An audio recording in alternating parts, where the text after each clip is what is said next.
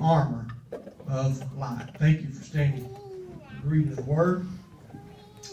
I thought Brother Jacob preached outstanding Wednesday night. For a young man, I think he preaches wonderful. But he preached on dead church. And sometimes we don't like to recognize ourselves as that.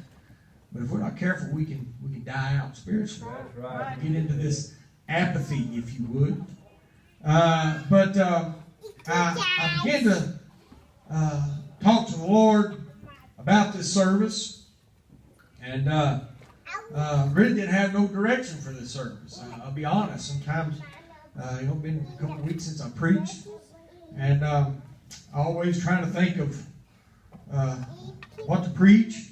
And but as I began to think about sleeping and being asleep, and I thought it's time to wake up. There is a time to sleep, but then there's a time to be aware of your surroundings, aware of what's going on around you. And I thought we read here in our text, it says, knowing that the time is now, it is high time to awake out of sleep.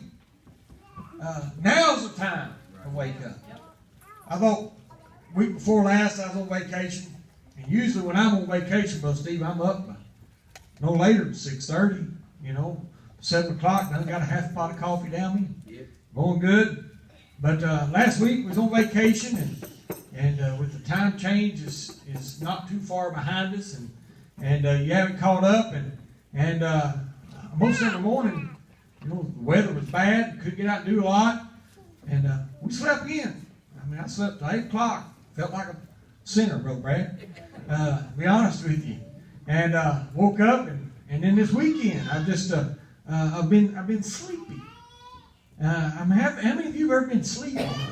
And I thought, battling some allergies and some rash broke out on my arms and different things, and taking some allergy medicine for that, and it's never affected me before, but I've been finding myself sleepy, and Friday I found myself just a little bit irritable. You ever do that? Yesterday I got up and I done some work for a lawnmower. Brother Lester needed a lawnmower, and he had to push more. The yard ain't real big, but it's big enough. And I'd done some work. I got a lawnmower in on trade, and I was trying to get it ready for him to take up there and let him have it so he can mow his yard and all this stuff going on. And I found myself getting irritable. Went and bought a part for it Friday and went to put it on yesterday morning. It didn't work. I had to run back to Richmond unplanned. And traffic, it's Saturday morning. What did I expect? Come on, people, get out of my way. Get out of my way. And just getting excited over nothing. And I began to think about it. Now, how many times do we do that spiritually? Just because things ain't happening just like we think they ought to. Just bring everything back into order, get it in line the way we want to. I thought, but there's a reason for everything. Right. But I began to think about, I don't know why I went off on that rabbit trail, but I began to think about the sleepiness. Yeah. And he said here, it's high time that we awake. Now's the time. There's no better time to be awake than right now. And but I thought, when you think about sleeping, have you ever been into that state of mind where you're doing all the motions of being awake, but you're not? It's bad when you get into that state of mind. I never will forget Sister Kathy. It was years ago. Brother David was just a baby. I don't know, maybe 2-year-old, if that. And her company had a picnic in Ohio, Cincinnati area, and we went down there to that. We got there early. We stayed. It was about 10 o'clock when we left that night. We'd been there all day. And we started home, and I was driving a little Ford truck I had, 5-speed transmission in it. Sister Kathy could drive it, but she didn't particularly like to and wasn't real good at driving it. And but we started home, and sleep began to come over me. And now that I look back, how ridiculous it was. And but I was just I don't know, 19, 20-year-old. And I just kept driving. And finally we got out there about Florence somewhere, I don't know, the other side of Florence, maybe Richwood area somewhere. And I stopped and I got me a big large cup of coffee and I drank it. Thought, man, this will help. But sleep just kept overtaking me. Wow. And to this day, I cannot tell you how I got from Cincinnati, Ohio to Richmond, Kentucky. I don't know how.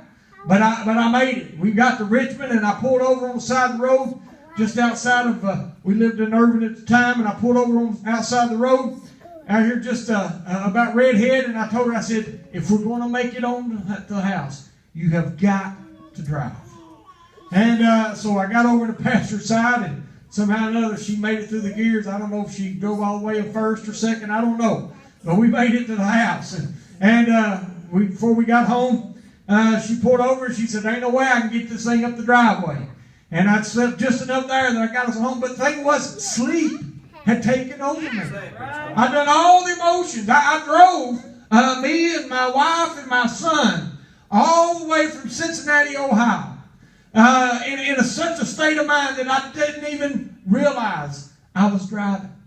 And just the mercy of God that we made it. We didn't have, at that time, now I look back and I would have pulled over at a Days Inn somewhere and I'd pulled out a credit card and I'd got me a room and I'd stayed all night. Then we didn't have that. I couldn't have stopped and we didn't have the extra money to do it and didn't have a credit card, so we had to press on. But I thought, but the thing I'm trying to say is that sleepiness that came over me, the terrible feeling of fighting that and trying to stay awake. And since then I have driven and been pretty tired. But never have I experienced that like that ever again. And because now I'm older and I realize it's dangerous out here. I'm going to pull over. Nothing else, sleep in the car. But I thought, but the thing was with this apathy that had overtook me, that I was going through the motions of being awake, but I was asleep. I thought we can do this same thing spiritually. This apathy or this lethargy are problems that often afflict the people of God. I thought many Christians simply are going through the motions, and I thought they don't realize that that they're sleeping whenever it's time. It's high time to be awake. I thought we ran into my Aunt Beverly and Brian at Walmart. I guess it was last night. I don't know, or Friday night, sometime like at least Friday night. And Brian was standing there out in the aisle a little bit, and I bumped into him and messing with him a little bit, and we got to talking, and he said, Mitchell, we're this close. He said, no, we're this close to the coming of the Lord. And I thought he began to, the only way Brian can do it, and he began to get excited, and we began to talk about the end times and the things that's fixing to take place. And I thought, with all of that being said, we're living in a time when the Lord is so rapidly and so at any time, like Brother Steve said this morning, could come back at any time. I don't know whether exactly the moment or when He's coming. I don't understand all of that. You get into the book of Daniel and all the prophecies, and I've sat through the board and him having it up, and it was very interesting. I enjoyed those things. But still, I don't understand those prophecies and the things that's fixing to take place. But I do know that the Lord's coming back, and we've got a church that is asleep, going through the motions, but asleep. I thought, Sister Kathy gets a lot of emails on the end time, and people that have studied it. One guy sent one, and I believe it's this year, is the 70th year that Israel has been a nation. And then when you go back to the 70s and the 70s there in the book of Daniel, I mean, we're rapidly coming up on some things. Some things that's fixing to happen. But yet we've got a church that's asleep. Right. And I thought that apathy, it means a lack of interest or enthusiasm or concern. Right. Now you say, well, I'm not. But are we as interested as we was when we started? We anything that we do, when it first begins to happen, we get interested in it. You know, I remember I only had one new vehicle in my life, and that was when I was 16. It was a little Ford Ranger that I was talking about. The Sparks, he signed for me. He bought the thing. I was 16-year-old, and he went and signed his name on it. It was all in his name, but I made the payments on it. It was my truck. But I remember getting that truck, Brother Steve, and it's new. And I'd take it to the car wash. I'd get off work. I'd work third shift, and I'd get off before I'd even go home. I'd go to the car wash, man. I'd wash that thing. And I guess that's why I had to have it painted in 6 months. I washed the paint off of it. I don't know. But you know, even after that, I'd get a newer vehicle. And for a while with James, I'd wash that vehicle and I'd keep it clean. You know, and Sister Kathy's car out there, I don't drive it a lot. And we got in it this weekend. She needed some gas, so I decided I'd drive and put some gas in it for her last night. And then I parked it behind my truck, so I drove it in tonight. But you know, I went to get in. I started pumping gas. I guess it's this morning, and I looked over and around the edge of the trunk. You know how it does, where the pollen is settled on it and it's turned black. It needs washed. It needs cleaned up. My truck that I got, you know, I wash it pretty often. Not as much as I should. But when they're new, you want to wash them. Keep them clean. Make sure no brake dust don't get on the wheels. And all of that stuff. And you want to take care of it. But after a while, the newness wears off. What is it? That's an apathy. You lost your enthusiasm about the newness of it. And I thought, if we're not careful, we'll do the same thing spiritually. We lose our enthusiasm of the experience of when it was new. I mean, you know what? We ran into a lady that used to come to church here when she came here. She was just a teenage girl. And Sister Kathy and I was out eating the other day. Was on vacation. Went to Frisch's, and she was there. And I don't know which one of them were twins. And I don't know which one of them was which. I mean, but the one that was there. And I began to think about the night that the one got the Holy Ghost here. And it was in an old building. They put her in the truck, and they said she spoke in tongues all the way home. Yeah. I mean, she was just overwhelmed. Yeah. But since then, both of them have backslid. One of them got back in church, and I reckon the other one's still out. But what happened, the reason they backslid is apathy set in. The enthusiasm began to wear off. The experience wasn't like it used to be.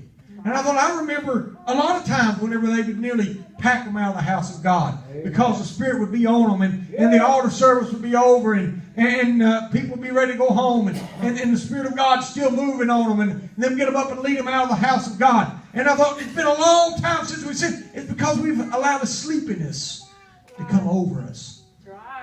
And I thought, you know, and like I said, we've lost a lack of interest in it. A lack of enthusiasm. A lack of concern. Yeah. You know, I ran into a lady the other day, and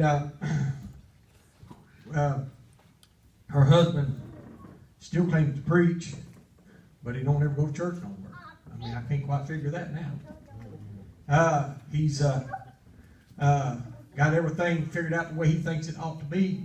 So therefore, no church is meeting his criteria, and he's not a good enough preacher to keep a church, a congregation of his own.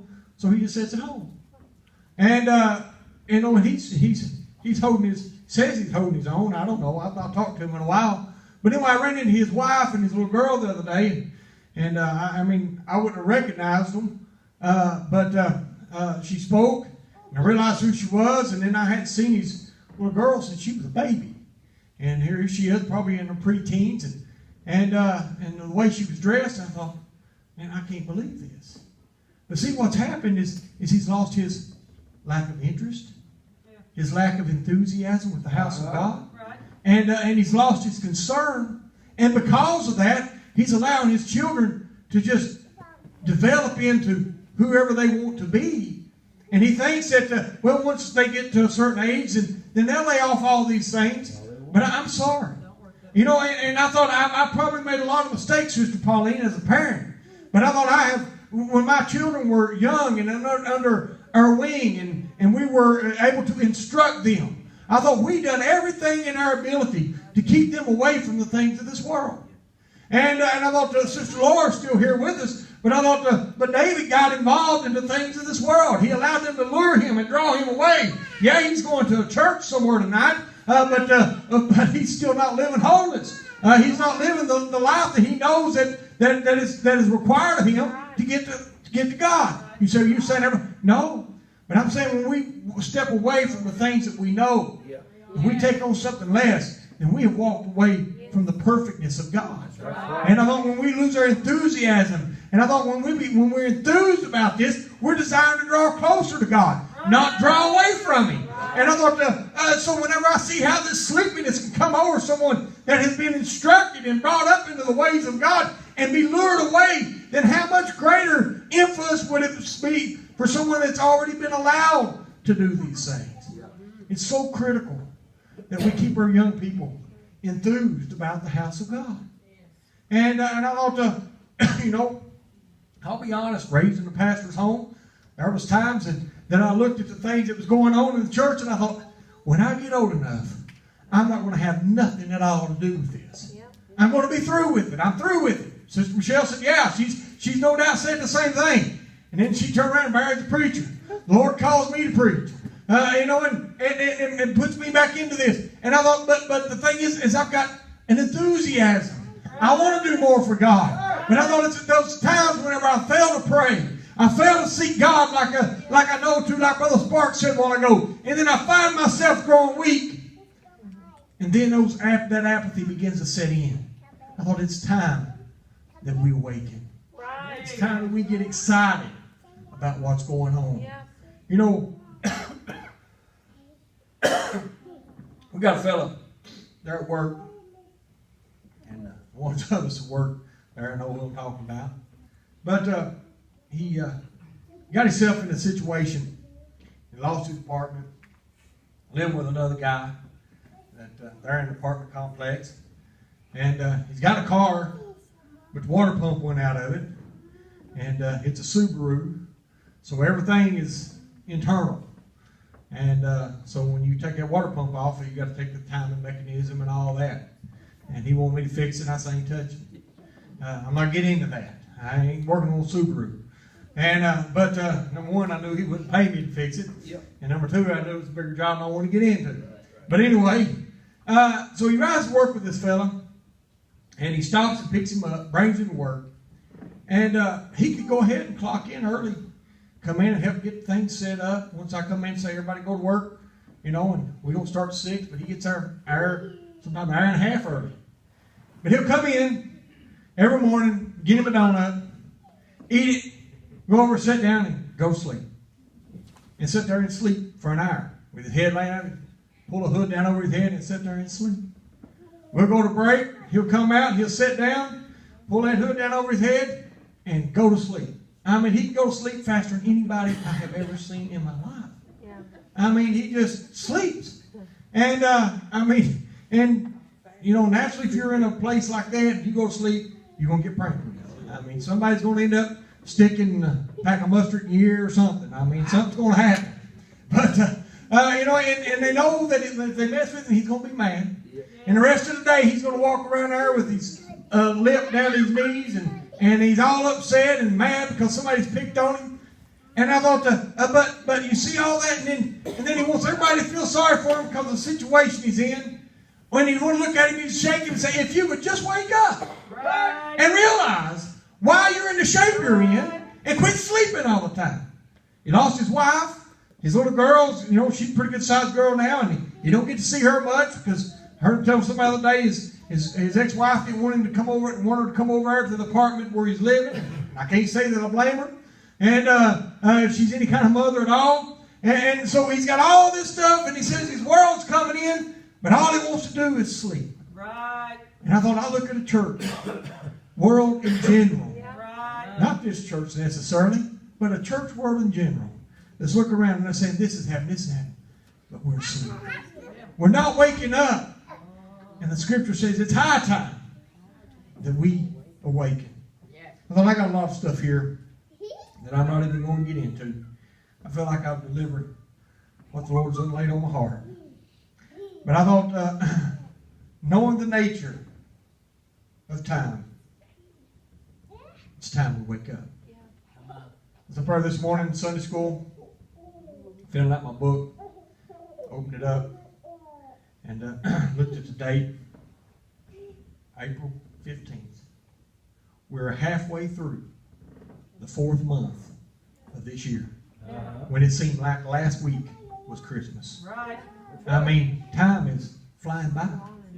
And I thought I was talking to Brother Greg last night, or this morning. He was asked me about my family. How many kids I had? I said, well, I've got 2. I said, I've got 2 grandkids. Oh, you got grandkids? You know, that just 40, I guess. And, yeah. And, you know, and it don't seem like no time that they was the size of Sister Jessica's baby back here. Now Kylan's 6. Kinley's 2. And, you know, and maybe getting another here shortly. And time will just rapidly go on by. And I thought, the older we get, the more we realize the value of time. Right. And I thought, but the thing about time is time waits for no one. But yet we've got a world that's sleeping right on past it. Right. My wife's niece, Taylor, whenever she was a young teenager, she was, I don't know exactly what all was going on with her. They was taking her to the doctor and doing all kinds, trying to figure out all this stuff about her and why she was doing this, why she was doing that. And finally they came down and they said, what about sleep? And I believe my mother-in-law was one who took her to the doctor. I can't remember. And when they said, well, she sleeps all the time. She gets plenty of sleep. He said, that's her problem. She's sleeping too much. The body can't just lay there and sleep all the time. Because it will begin to deteriorate. It will begin to die. It has to be active. I mean, sleep is good. But we can't just sleep all the time. And Brother Steve and I was talking a while ago. We tell ourselves we get up in the morning and we'll go to bed about, look at the clock and it's going on 11 o'clock. And you got to get up at 4 o'clock. And so you go into bed and you get up the next morning and you go in and you feel all groggy and you tell yourself, man, tonight I'm going to get in bed early. And what happens? You look at the clock and it's 11 o'clock. And you didn't get to bed early. So you lay down and you barely squeeze in 5 hours sleep that night. And you get up and you get it again the next day. And you tell yourself the same thing over and over. And I thought, and then there's not enough time for the sleep. But spiritually, we are asleep. We're allowing ourselves to get too much sleep. And we're not spiritually physically fit enough to encounter the things that the Lord has laid out for us. You know, they come against the song.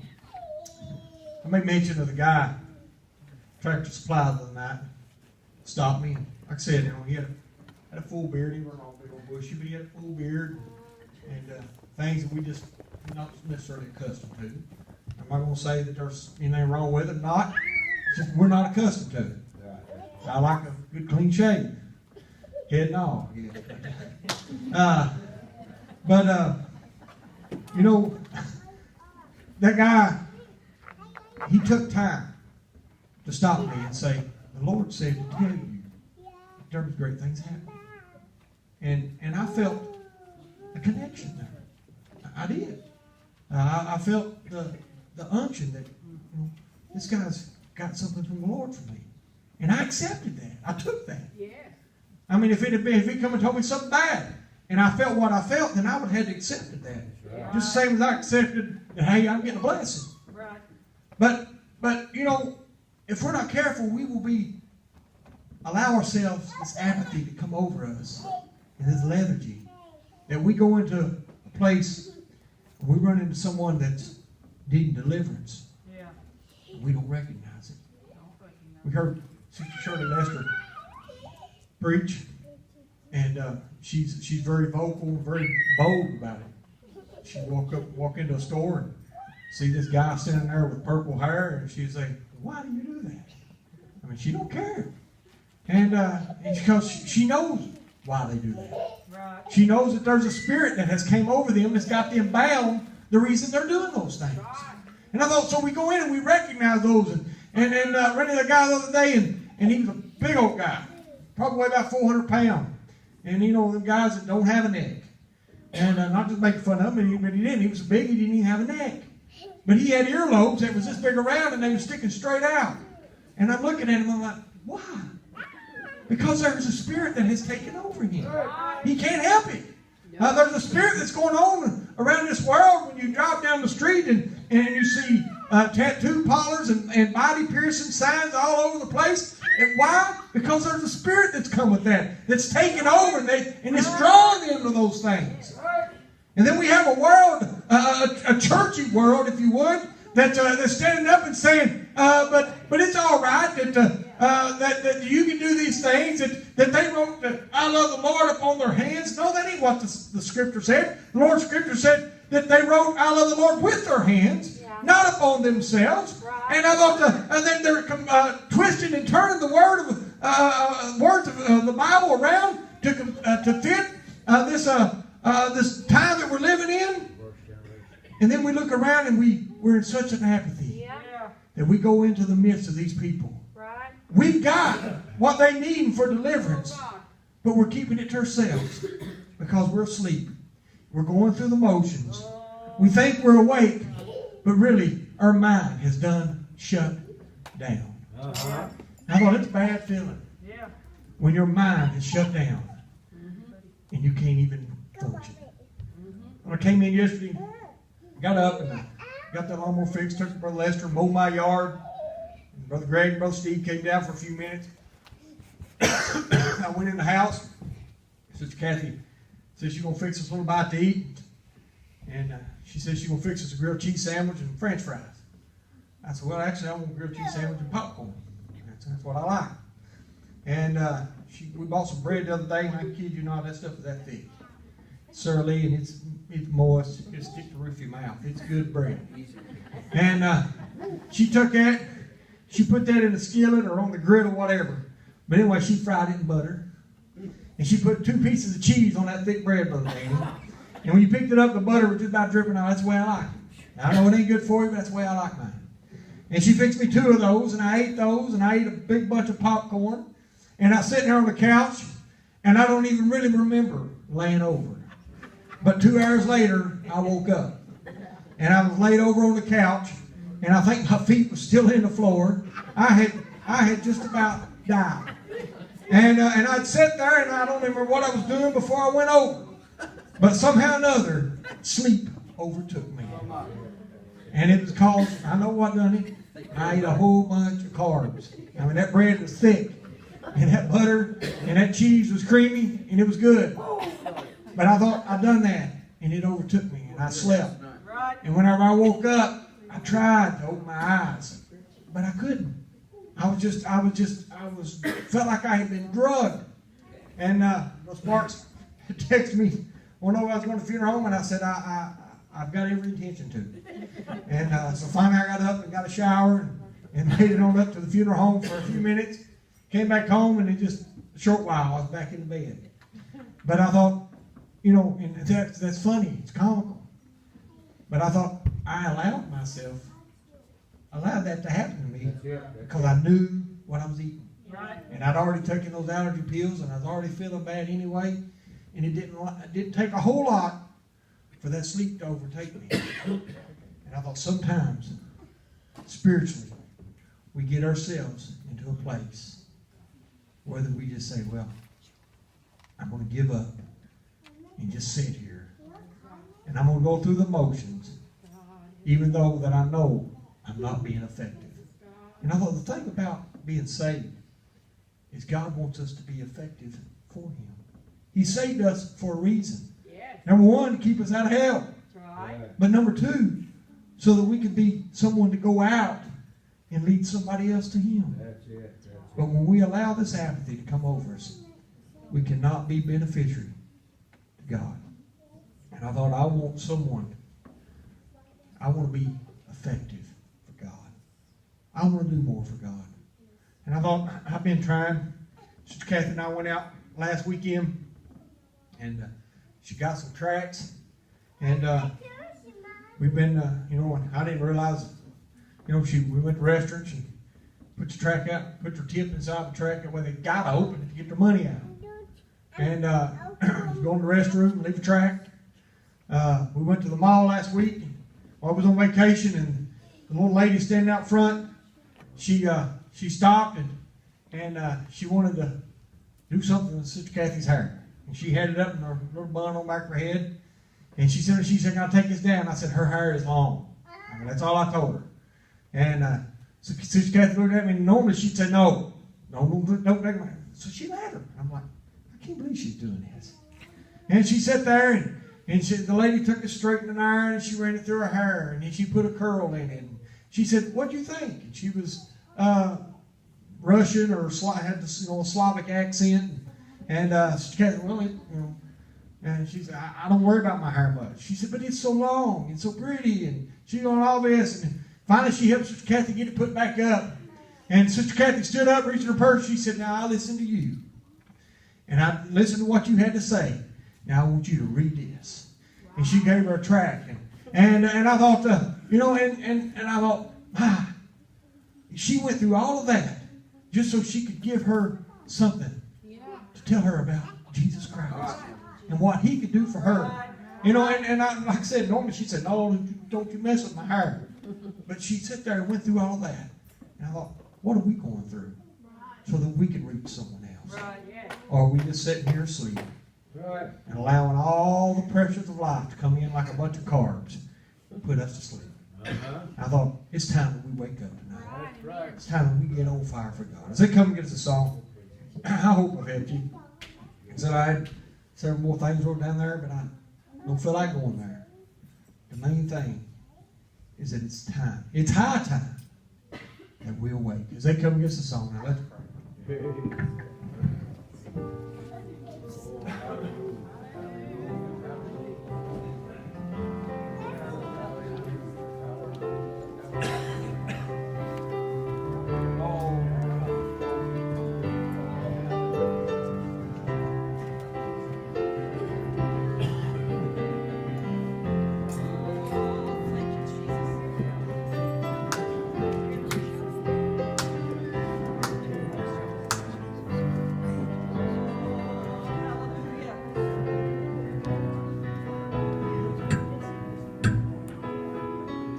Take this body you made for me, Lord, I give it